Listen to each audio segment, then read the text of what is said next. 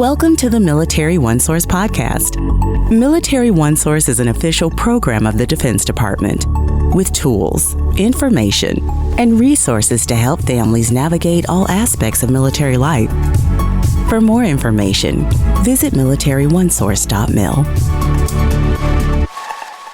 Welcome to the podcast. I'm Bruce Moody. Today we're going to talk about keeping your relationship strong during a deployment. Our guest is somebody who knows a little bit about deploying. It's Tonya Murphy. Welcome, Tonya. Glad to have you with us. Thank you, Bruce. Thank you so much for having me here. I'm happy to spend time with you all. Glad you're with us. You are with us because you have a thing or two to say about deployments and relationships. So why don't you just give us a quick summary of who you are, where you come from, and then we'll get into the conversation. All right, sounds great. Hi, guys. I'm Tonya. I am a 20-plus year Navy spouse at this point. I like to say I am one of the saltiest spouses out there after the last 20 years. I am the 2023 AFI Armed Forces Insurance Navy Spouse of the Year. And so I have been around the block a few times, have a little experience with deployments, separation from your spouse, things like that. So I'm happy to share some stories from our life and from our experiences. Perfect. That's why you're here. Awesome. You know, I think, and in fairness to people who are listening, you and I have had a conversation before we started recording. And one of the things that we got into is this really interesting point, I think, to make regarding deployments. Everybody has their own military life. And sometimes it really helps to talk about deployments as simply time away, because it doesn't have to be a deployment. It could just be the demands of life that have somebody apart. And maybe we can kind of start there. What are your thoughts about how we should phrase or look at deployments and time away? Absolutely, Bruce. You know, I think traditionally when we say the word deployment, we think of boots on the ground, kind of that traditional Army or Marine Corps deployment. But being married to a submariner, deployments look a little bit different over here at our home. And being a Navy family, time away looks different. Our sailors often spend time out at sea leading up to deployments with underways and weeks out at sea. Or depending on the mission, their time at sea maybe won't be that full 6 months, 9 months. Instead, it's these 8-week stretches, these 10-week stretches that look a little bit different. And for my family currently, while we are not experiencing a deployment, my husband's a geographic bachelor, which means he's stationed in one place and my children and I live in another so that my son can finish out his senior year. So again, not a traditional deployment, but definitely time apart as a family.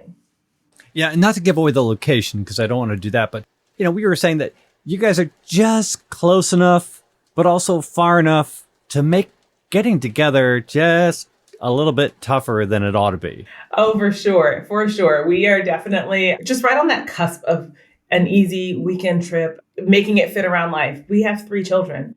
And they are 3 very active children. So they often have events happening on the weekends where I can't get away or my spouse has work going on and he can't get away. And so there has been, even though we are technically close during this geo-batching time, there's been times where it's been 3-4 weeks before we're all together as a family. Yeah. So let's kind of break down some of the challenges you face. So let's talk about before a deployment, the lead up to a deployment. What are some of the challenges that you face as a couple? You know, the time leading up to deployment in some ways can be more stressful than the time that they're actually gone.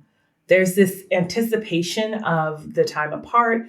There's all of this preparation that has to be done for us because when my husband deploys, that means that we often don't have any kind of communication other than email. So I have to have all of my powers of attorney lined up in case anything should go wrong. We have to talk about the situations, the really tough times in life, you know, whether it's a family member falling ill, a death, those kinds of things under which he wants to be notified immediately versus things that I need to maybe hold off on until he's at a port. And so those are really tough conversations to have, right? Navigating these challenges before they're even necessarily in front of us. It adds a different layer of stress to that preparation for, and then you're going to be gone, and I'm going to be solo parenting, I'm going to be working, I'm going to be doing life without my partner. It's definitely a challenge, and one that when you're on sea duty, so when your sailor's on sea duty, it's something that's kind of constant because you're having to be ready for a deployment a lot of times, even if there's not necessarily one coming up, you have to be prepared for the possibility of an unexpected underway or an extended time away, even before it actually has been officially set out. I wanted to ask you about something, and this is what I've heard from other spouses. They have to prepare for a deployment. I mean, emotionally, mentally, they have to prepare for that time that the spouse is going to go away, and they have a date, right? They have a date that spouse is going to go away. And then the spouse comes home and says, hey, guess what? Good news. Schedules have changed. I'm not leaving for another 3 days. That's not always good news. Maybe you can talk about that. Absolutely. So, they tell us, one of my favorite sayings about the Navy is that everything is written in Jello. So you can have that date and you're working towards that date and you really mentally set yourself up for that, right? I have even gone so far as having a deployment day plan that involves going to a friend's house, eating all the ice cream, doing whatever I'm going to do to get through that day, and then start, the challenge ahead of us. When that day shifts and all of a sudden they're home again, it's such a limbo feeling, right? Where you're like, I mean, I'm glad you're home, but also I'm really ready for you to be gone so we can just get this started. I have friends who have set 24-hour rules. And what that means is their sailor is not allowed to come home without 24 hours notice because they are in that mindset that says, you're gone. And so I've got this work ahead of me, this challenge ahead of me, and I have a plan of attack for it. And when you show up unexpectedly, for myself, for the children, for the pets, right? Because our pets miss our sailors too. It throws us all out of whack. So if you're not going to give me 24 hours notice and you're not going to be home for at least 24 hours, don't bother coming. Yeah. I mean, it's reasonable. It's not always good news. It's a real challenge. People have to get ready for this. So you describe yourself as seasoned, as salty. So you've learned a thing or two. So how has your approach to all of this changed over time? It is an ever evolving kind of situation because when my husband first joined the Navy and was getting ready to leave for time away, it was just he and I. So for me, it was let me buckle down at work, let me find some time to hang out with my friends and make all of my social situations happen so that I had my supports for me personally. As our family has grown to include our children, as our children have gotten older, all of that has shifted a little bit such that the focus is not so much on how I'm going to navigate a deployment or time away, because while I would love to make myself the focus of it all, I have 3 children I have to take care of as well. And so we have really intentionally built supports around our children. This latest geographic bachelor situation has been really interesting because it is something that we walked into thinking that we knew exactly what we were getting into because we've done deployments, we've done time away. We've even lived apart for, a few months at a time here and there while I was finishing grad school and he had to go on to his next duty station. But this is different. This is very different. It's a lot more challenging and it's a lot harder than we anticipated. And so the ways that we have found to support one another and to continue to pour into our relationship through that have been very unique and very different. They've adapted over the last 18 months as we've continued through this journey together. Even something as simple as, let me preface this by saying, I fully recognize what a privilege this is, but being able to order groceries for one another. Whenever he has a long day at work and I know he's going to have cereal for dinner again, I'll just order groceries to be waiting for him on his front porch when he gets home. That way he's got something quick and easy to eat. When I have a crazy week at work and the kids have a million activities going on, he'll order groceries to just show up at my house and say, all right, you don't have to grocery shop this week. Or he'll be like, just send the laundry out. Little things to help lighten our loads as we're carrying this challenge between the two of us. It does seem like addressing the little things as they pop up is the way to go, at least as far as I hear you talking, versus having the big family meeting to figure out what's going to do next. Is it because you're trying to nip everything as it's coming in, or is it just a smarter way to maintain a relationship? How does that work for you? I think there's a place for both of those. We, at one point, were having the weekly family meeting where we'd hop on FaceTime with him and we'd plan out the week. My oldest child drives. And so it'd be like, okay, so you're going to drive your sibling here. I'm going to handle this. But the truth of the matter is that everything is so dynamic. Things change throughout the week. Practices get shifted. schedules change. And so we have found that while it's great to have an overall general view of what we hope will happen, so much of it is that Semper Gumby attitude and being able to flex in the moment to address what that immediate need is or what that immediate concern is for either one of us. And for those of you who do not know the phrase Semper Gumby, please understand that you will become familiar with it. It's Latin, sort of, kind of, for always flexible. It's just one of those things that everybody uses over time. You just become as flexible as Gumby over time because that's how you roll with military life. Absolutely. We try to work through the acronyms, and sometimes there's just like little sayings that we have to work through as well. So, Tonya, do you have any tools or resources that you use to manage the challenges of deployment? Yes. I mean, there's so many great resources out there. Military OneSource has a lot of different resources online that you can utilize. We find that having a shared family calendar is a huge help whenever we're looking at, all right, so what do we have coming down the pipe this week? Who has to be where? So that we're all kind of tracking on it. And then one tip that I got from another spouse that has leveled up the family calendar game, you guys, this one is key. So we have an app that projects to a TV in our house so that the family calendar is always up on a television. And it's in our kitchen, it's in a common area, so that my children, who despite always having their phones in their hands, can't be like, I didn't see it on the calendar. I didn't know it was there. It is in the kitchen, and I know you all ate today, so I know that you saw it on the calendar. Oh, good. Smart ad placement. For sure. It sounds silly, but it's one of those little things that really has kind of shifted the balance of things. Another great resource that we really underutilize is our friends. When we talk about relationships during deployment, so often first person that comes to mind is our service member, next is our children, but we forget that our friends are relationships as well. And those are relationships that we do really need to continue to cultivate and to pour into, but also to use as a resource and as support. As military spouses, we are so quick to help everyone around us. We will drop everything and be there for our fellow spouses, for our friends, for our family, in a heartbeat. But we're very hesitant when it comes time for us to ask for help. We don't want to be a bother. We don't want to be a burden. And what we really have to learn how to do is to accept the help that we would give. If we would offer that help to someone else, we have to be able to allow them to be that same support and that same help to us. This is really important because the word service is just baked into everything that we do, and we're really good at it. That's what we do. It's our jam. Receiving it, we could do a lot better, but it's just as important.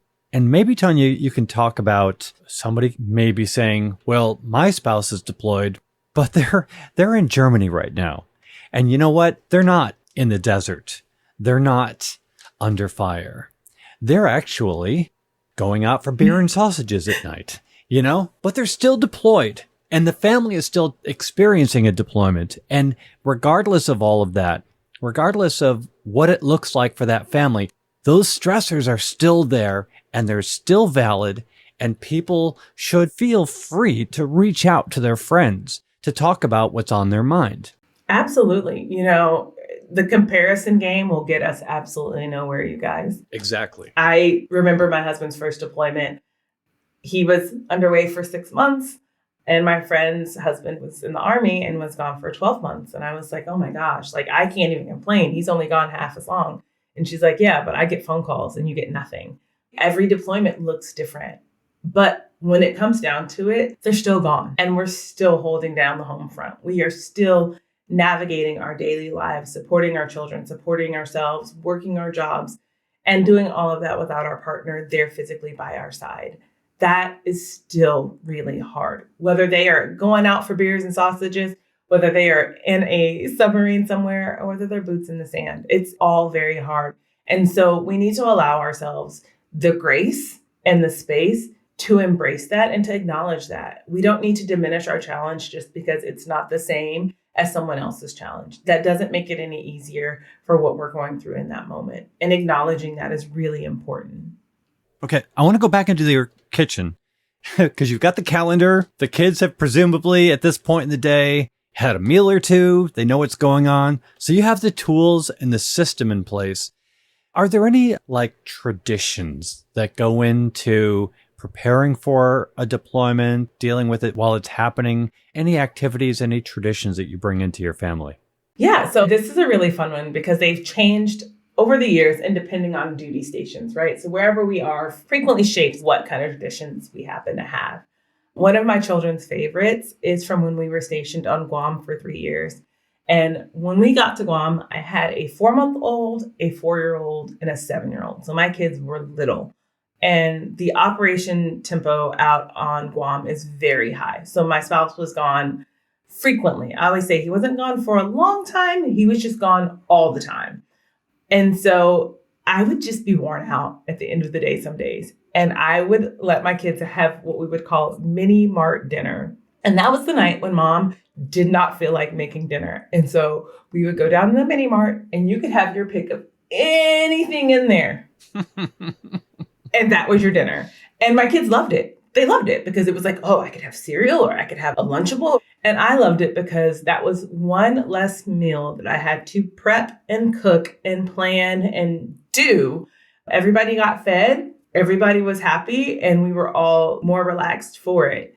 There's definitely this space where you have to protect your well-being and your time to some level, right? Even as you're in the thick of parenting. That has carried over. We still have fend for yourself dinner. It looks a little bit different because my kids are a little bit older and we don't live on base at our current duty station. And so they're not going to the mini mart, but they know that if I look at them and I say, it's fend for yourself night, then they've got to get in there and they've got to figure it out themselves.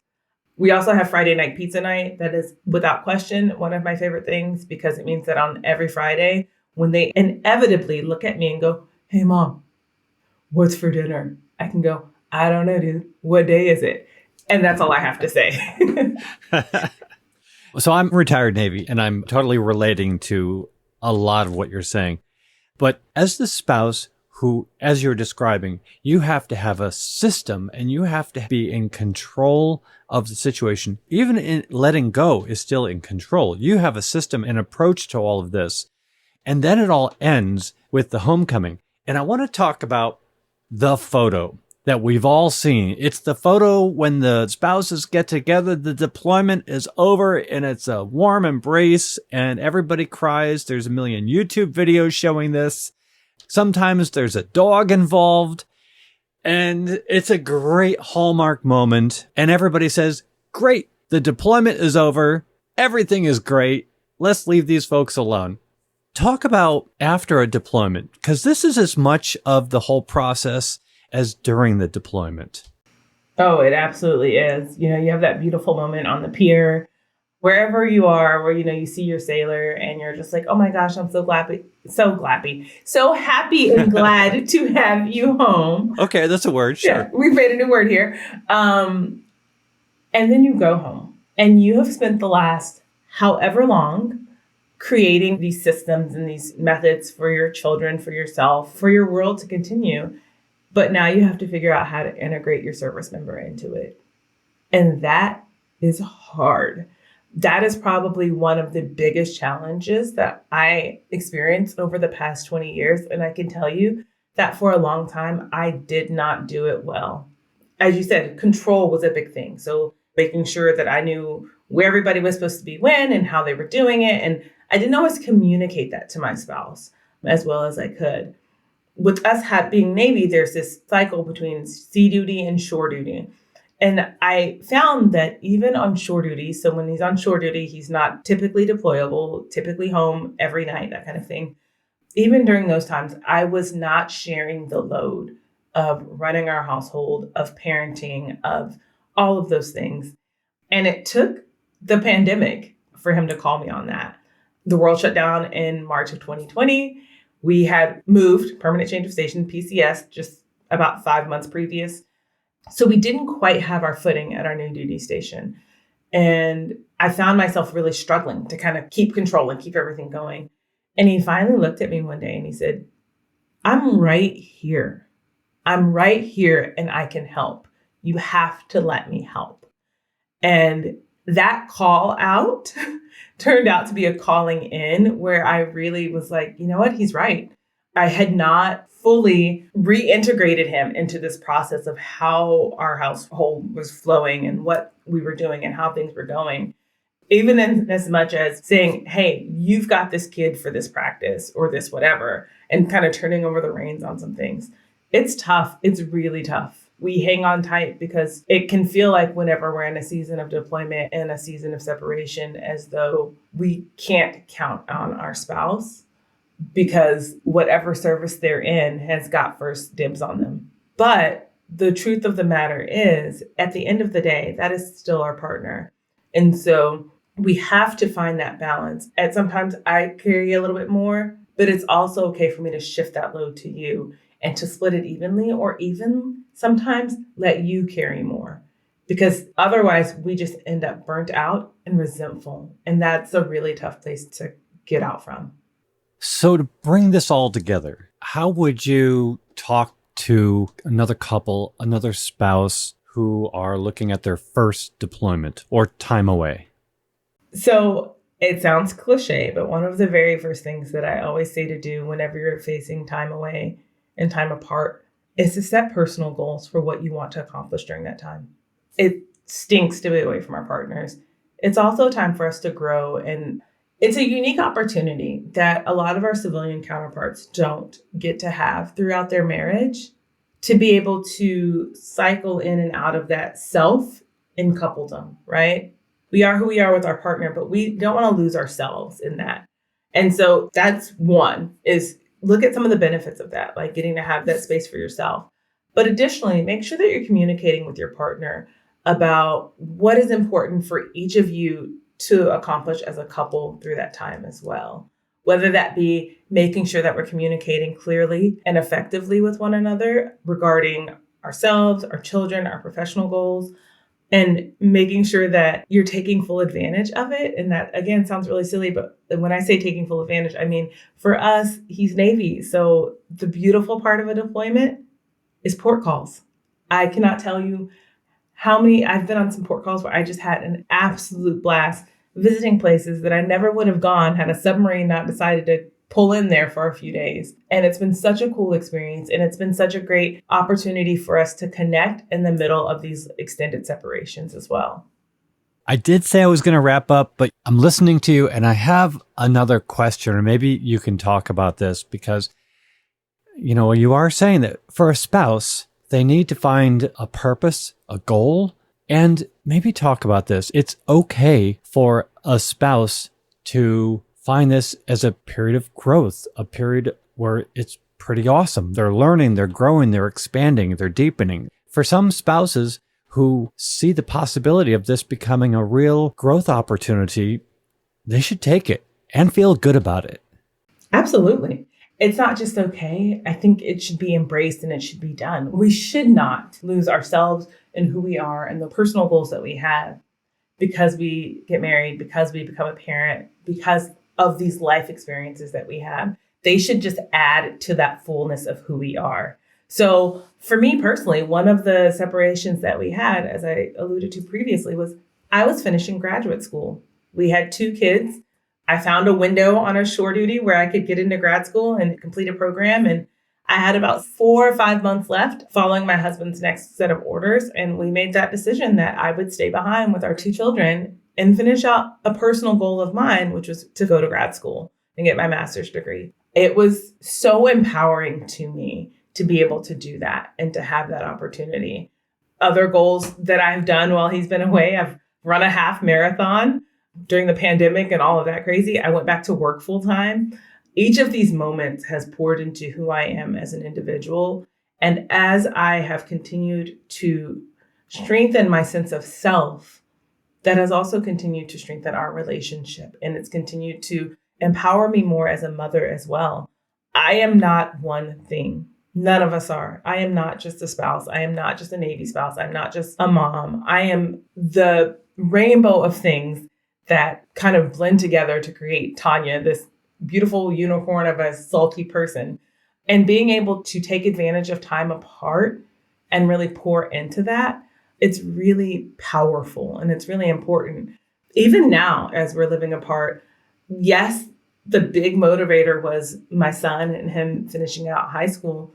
But professionally, it's been a benefit to stay in the area that I am in, to continue to grow my career before I go ahead and uproot it and move it. And yes, my job will move with me. But again, it's been another opportunity to pour into me, to continue to develop my network and to grow professionally. And having that balance of support and back and forth, it's been really good for us as a couple and as a family. My husband asked me not too long ago, because he is over 20 years now, and retirement is somewhere there on the horizon. Not anywhere too close, but it's coming. And I remember he looked at me the other day and he said, yeah, so when I retire, you get to choose where we go. You get to choose what's next based on what's best for you. What do you think about that? Bruce, when I tell you my mind was blown, I have spent the last 20 years having the Navy tell us where to be and when. So hearing my spouse ask me that and me being the center of the next big decision, it is the result of taking advantage of the times apart and the growth opportunities that I've had. I felt like the Grinch. My heart grew like 3 sizes. Because I was like, oh, okay, the Navy didn't get everything. There's something left for me here. This wonderful conversation. There's so much goodness. And what I would say, I want to talk about Military OneSource just very, very briefly, because if any of this resonates with a spouse, with military families, and they just want to do something with this, I want to talk about Military OneSource just really quick, because you could simply call or even just text them and just say, I got a deployment coming up and I have questions. And they will set you on a path. They will help you out. It is free. It is confidential. And if you don't want to call them, we're going to put a whole bunch of links about deployment life in the program notes to just give you things to think about. Tonya Murphy, thank you so very much for being with us today. Thank you so much for having me. And let me say, I should add, as we're talking about these really great resources that Military OneSource has, some of the ones that I forgot to call out that really helped me, when I was going back to school in the MyCAA program, I found all that information on Military OneSource to get me started. As I've been building my professional career, the LinkedIn resources that you guys provide for the premium account has been huge.